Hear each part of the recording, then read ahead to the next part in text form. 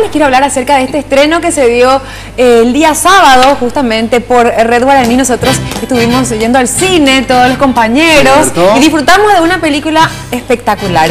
Estoy hablando de Kumba, la cebra sin rayas, que tiene un trasfondo muy interesante, que habla acerca del bullying y la búsqueda de la aceptación en la sociedad. Así que vamos a ver.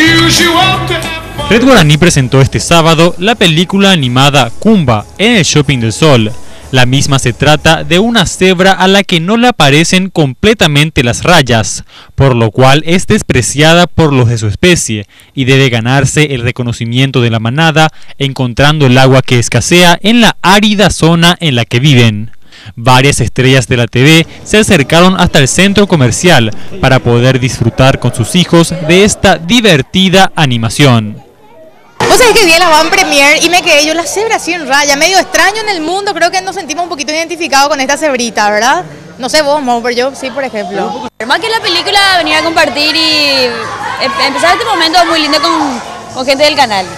El largometraje animado enlaza de forma cómica temas actuales para los niños y jóvenes de todo el mundo, como lo es el bullying, que sufren las personas por la apariencia física o cualquier otro aspecto diferente del considerado normal. Claro, tiene un poco de un contenido muy importante hoy en día que está muy en auge el tema del bullying, ¿verdad? Y hay algo similar a lo que sufre esta cebra, así que es muy importante para que los padres puedan ver y tener una idea también de lo que, en este caso, es algo adaptado al mundo animal, pero también se da muchas veces en la vida real, ¿verdad?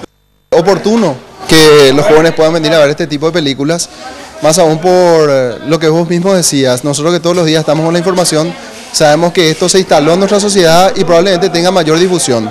Así que haya películas como esta y que se esté proyectando en la pantalla grande esta situación y que le permita a los jóvenes extraer mensajes positivos, siempre va a ser oportuno y lo celebramos. Los horarios para la emisión de Kumba, la cebra sin rayas, en el Shopping del Sol es el de las 13:30 horas y el de las 15 horas. Los domingos a las 11:10 en la emisión matinal.